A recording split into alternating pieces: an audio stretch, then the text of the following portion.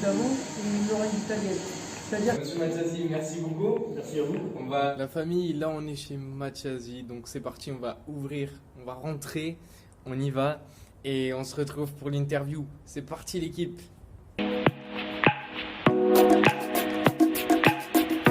Monsieur Mathiasi, bonjour. Bonjour. On est ici à l'Accro dans votre enseigne. Donc on va passer un petit moment ensemble, une petite interview avant d'aller directement au laboratoire, voir la partie salée, la partie chocolat, etc. Et je vais vous poser des petites questions. Et répondez-y heureusement, allez-y.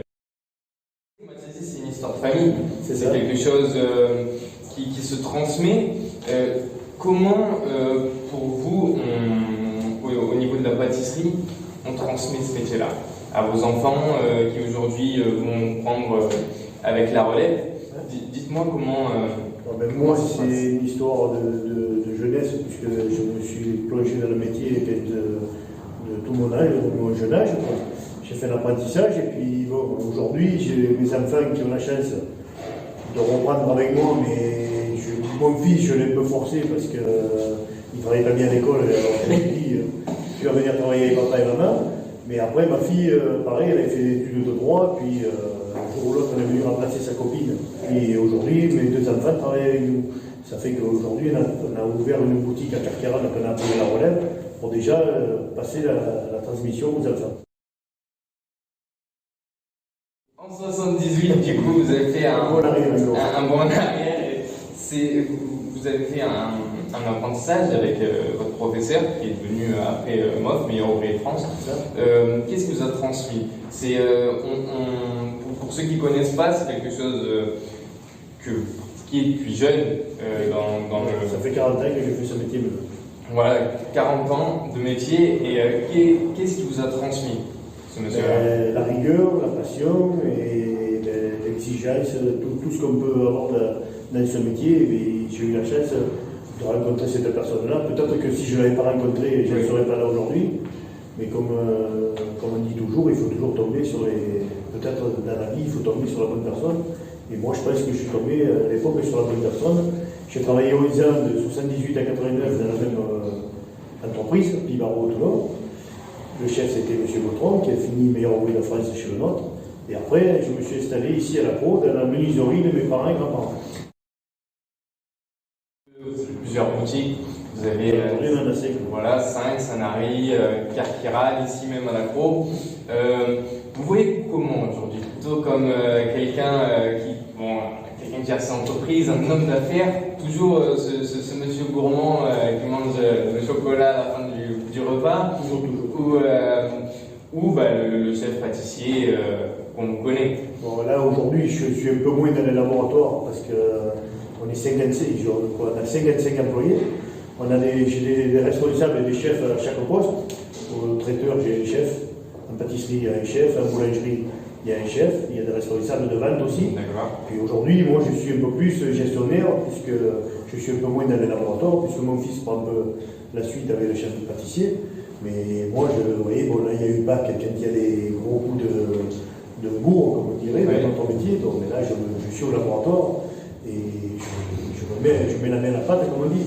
Mais sinon, je suis un peu plus gestionnaire. Aujourd'hui, je reçois des clients, je fais des rendez-vous. Et là, aujourd'hui, vous voyez, avant que vous arriviez, j'étais encore sur mes plans. Parce que je vais agrandir la boutique de l'Accro, on va tripler la surface. Et je réfléchis déjà comment on va modifier cette boutique. Pour essayer de la développer encore. D'accord.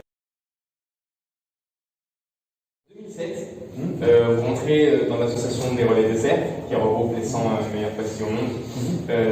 Pour vous, au-delà de votre entreprise que vous gérez chaque jour aujourd'hui, c'est une réussite d'être rentré dans cette association-là?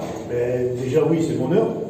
On rentre par critères, c'est-à-dire si on est dans cette association, c'est qu'on a des bons critères, c'est-à-dire des laboratoires qui sont aux normes européennes, qu'on a des produits en boutique qui plaisent, et après on a on appelle ça ils ont une mission, et ils envoient des gens qui viennent contrôler si l'entreprise rentre dans les critères. Ils goûtent le produit, ils viennent à l'aveugle, et à partir de ce moment-là, on passe comme un examen.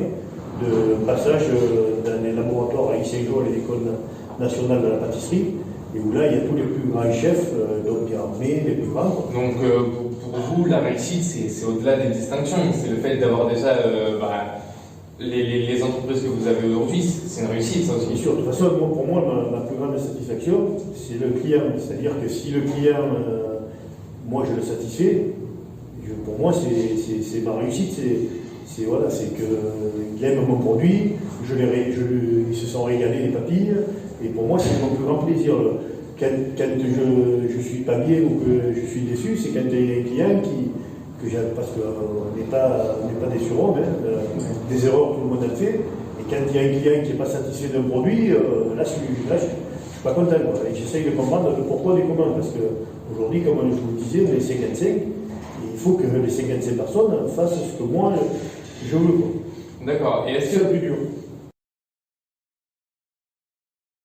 pâtissier, c'est quelque chose, pas dîner, mais faut vraiment aimer pour exercer. Ah oui, mais ce métier, il faut le faire avec passion, sinon on ne le fait pas. Vous le savez bien, parce qu'on travaille des jours fériés, on n'a pas de Noël. Vous voyez, bon, mes enfants travaillent avec moi, mais je me rappelle toujours que quand ma fille a commencé à être adolescente et tout, quand j'avais des amis ou quand on était en famille, elle nous faisait des réflexions, de leur dire on n'a jamais passé un Noël avec nos parents, on ne part pas en vacances, mais bon, c'est pas tout à monde dans la vie. Mais voilà, maintenant, elle touche du doigt puisqu'elle travaille avec nous, elle voit ce que c'est. Et je pense que sa projection est différente, mais c'est vrai qu'on passe à beaucoup à travers, on manque des choses que certains, peut-être d'autres couples, d'autres professions, passent un peu plus de temps avec leurs enfants que nous, tout ça. Ouais. Mais c'est la passion qui l'apporte, puisque, comme je vous dis, voilà, c'est des heures de boulot. D'accord. Aujourd'hui, avec la crise sanitaire, la Covid-19, c'est vie compliquée. Disons-le, il y a pire, mais c'est compliqué. Les jeunes qui nous regardent et qui vont sur notre chaîne de temps en temps, qu'est-ce que vous leur diriez? Un message d'espoir, c'est... Nous, dans notre métier, on a cette chance que même avec ce Covid, on a toujours bien travaillé, puis on fait des plus 30-35% tous les mois, parce que tous les restaurants sont fermés. Bon, malheureusement pour eux, mais heureusement pour nous, bon, comme on dit, le malheur des uns fait le bonheur des autres. Moi, j'espère pour tout le monde que ça reprenne l'activité normale et que tout le monde reprenne son travail, mais aujourd'hui, beaucoup de personnes vont dans des établissements de l'alimentation se nourrir ou c'est ouvert. Ça fait que en France, chez mes confrères, de partout, quand je me renseigne, et tout le monde travaille beaucoup plus qu'avant. Et même pour les jeunes d'aujourd'hui qui font pâtissier, traiteur, dans notre profession, ils ne manquent pas de travail, même en embauche. D'accord. Où on a perdu, c'est tout ce qui est à l'extérieur, parce que comme on fait du traiteur, tout ce qui est événementiel extérieur, les cocktails, les mariages, et tout ça, même cette année, on a des mariages, mais c'est encore avec un point d'interrogation. On a déjà des réservations, mais on ne sait pas vraiment, puisqu'on ne sait pas ce que ça va devenir dans les mois à venir, si tout le monde sera vacciné, si on va reprendre mais on ne sait pas. D'accord. On dit que pour nous, c'est bénéfique. Oui, je me doute bien. Du coup, dernière question, sur 10, une note sur 10, à ma coupe de cheveux. Je suis venu coiffer, je suis allé chez le coiffeur, sur 10. Ouais, mais je mettrais 9,5. 9,5. C'est pas mal, hein? Bon, c'est parfait, c'est parfait. Ben, Monsieur Mathiassi, merci beaucoup. Merci à vous. On va visiter l'enseigne de la peau, on va aller dans les laboratoires, le côté salé, le côté chocolat. Et on se dit tout de suite. Ouais. Donc là, on va monter, on va aller dans les côtés chocolat et les côtés salés. J'ai enlevé mon masque, on est fait oublier de la planche, on va aller dans là-bas. Donc c'est parti, je vous amène le nez.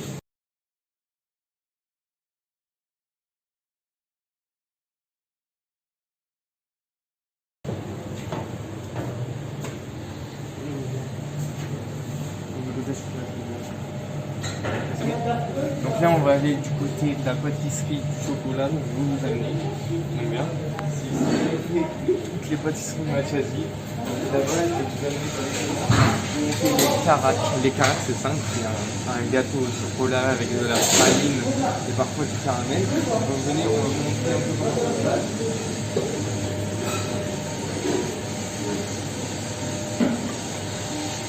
Voilà, raconter le glaçage de cette œuf. Oh, ça.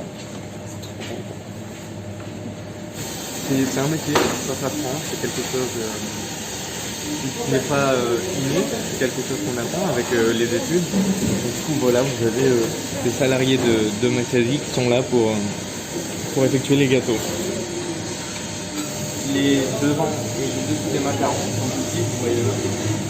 Voilà. On va aller demander là-bas au chef comment ça se passe. Comme ça, vous avez une petite idée. En fait, ça va être enrobé de chocolat. Et en fait, ça représente porquerolles. D'accord. Voilà. Porquerolles, qu'est-ce qu'on trouve Donc, normalement, on ne sait pas encore si on va le faire enrobé de chocolat ou si on va le laisser comme ça. Parce qu'en fait, ils veulent nous demander ça. Et eux, ils mettaient grave de temps. Et nous, comme on a une machine qui coûte 120 000 euros, D'accord. on va nous fait ça sur mesure et faire ça à la main. C'est un peu l'imprimante 3D de la pâtisserie. Ouais, c'est ça. Mais ça, c'est la révolution. Les macarons. Est-ce que vous pouvez nous expliquer un peu comment on élabore le haut, le bas, comment ça se passe? Alors en fait, le macaron, c'est à base de gouttes d'amande et une oreille italienne. C'est-à-dire qu'en fait, on fait un temps pourtant avec ce poudre d'amande, on mélange de sucre glace. En fait, c'est un temps pourtant, c'est tant de poudre d'amande que de sucre glace. Et si vous voulez, après, on a une pesée de poudre d'amande qu'on vient verser, on fait une macaronade avec des blancs d'œufs. Et ensuite, à côté de ça, on fait une oreille italienne. Et si vous voulez, après, on ajoute les deux, on mélange et ça s'appelle, et on macaronne tout ça.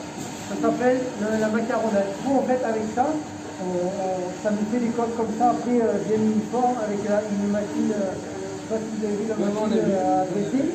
Et en fait, en fin de journée, on a une équipe qui garnit les macarons. Quoi. On est à peu près à 900 000 macarons un jour. D'accord. Et ça, 3 fois par semaine. Et quand on est en coup de bourre, des fois, ça nous arrive de faire 2 qualités, donc dans la même journée. Le macaron, c'est indémodable. Oui, et c'est moi, par expérience, quand on essaye de le faire à la maison, c'est compliqué. C'est pas facile. Ben nous, c'est pour ça qu'on a. Alors maintenant, on est rentré on est dans les relais des cerfs, je ne sais pas si vous connaissez les relais des cerfs. Et en fait, si vous voulez, il y a un groupe d'amis qui a formé le concours des macarons amateurs.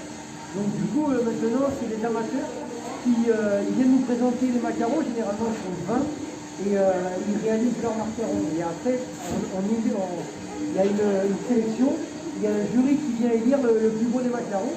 Et après, le plus beau des macarons, il monte à la finale, faire les macarons, mais c'est lui qui doit les réaliser. Il doit faire à la maison et réaliser sur place pour voir si c'est bien lui qui les a fait. D'accord. Et il me semble qu'il a fait une recherche, après ça part dans des associations de personnes qui récoltent bien sûr. Là. Donc ça montre aussi que Matiasi, au-delà de la pâtisserie, au-delà du fait que c'est en train de développer dans le snacking à Iran, c'est quelque chose, une entreprise humaine. Ah oui, bien sûr. Humaine et humaine. Bien sûr, on a grandi d'année en année. Hein. Là, avec la relève, ça, pour vous dire, entre guillemets, la relève, ça fait tous nos magasins réunis.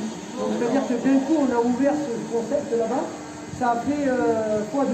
D'accord. C'est comme si on avait rouvert 4 autres boutiques, en plus de ce qu'on avait là. Quoi. Donc, on ne pensait pas que l'impact avec ce magasin, ça allait exploser comme ça. C'est énorme et la quantité qu'on passe, on a tout doublé. Quoi. Donc, après, il y a le Covid, malheureusement, qui nous fait du bien. Ouais. Alors, comme on dit, le malheur des uns, c'est le bonheur des autres, mais c'est vraiment notre cas à nous, pour pas qu'on a fait 30% en plus. D'accord. 30%, c'est, par rapport aux autres années, c'est énorme. L'année dernière, on a un peu raté Pâques parce qu'il y avait eu le confinement, mais là, cette année, on l'a pas raté. C'est extraordinaire. D'accord. Alors, vous voyez que c'est un métier qui avance dans tous les secteurs. On a des lycées hôteliers comme Anne-Sophie qui est chez nous dans le Var à Toulon. Et vraiment, la passion, il faut vraiment de la rigueur, comme on a discuté avec le chef Matiasi. Et pour les gens qui nous regardent, bien évidemment, vous savez à quoi vous attendre si vous voulez exercer ce métier. Là, c'est parti, on va du côté du labo chocolat. Donc, c'est ici qu'on élabore le chocolat pour l'entreprise Matiasi. C'est parti, viens avec moi. côté. Voilà, c'est ici, regardez. On est là pour le chocolat Mathiasi. Donc c'est quelque chose qui fait c'est ce qui est mère de l'entreprise, c'est de base le chocolat, ensuite la pâtisserie.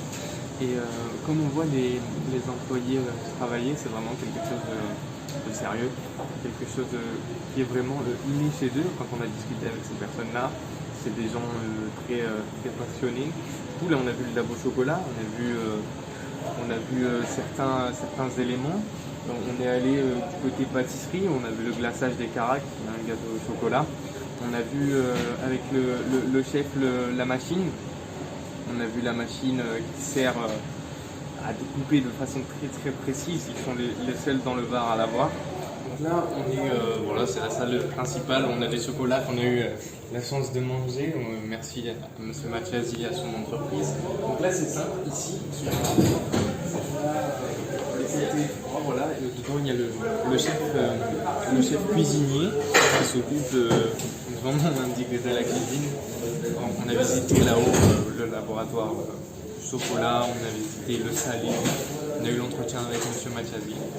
Donc c'est quelque chose de beau de voir une entreprise familiale se développer au fur et à mesure. Grand merci à Monsieur Mathiasi pour cette vidéo, Denis Mathiasi ainsi que sa femme et toute son entreprise, le personnel, son fils.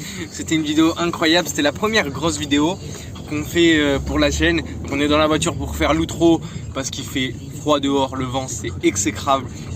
Donc du coup tous les liens seront dans la description, tout, l'adresse, le lien de ses boutiques, le site internet.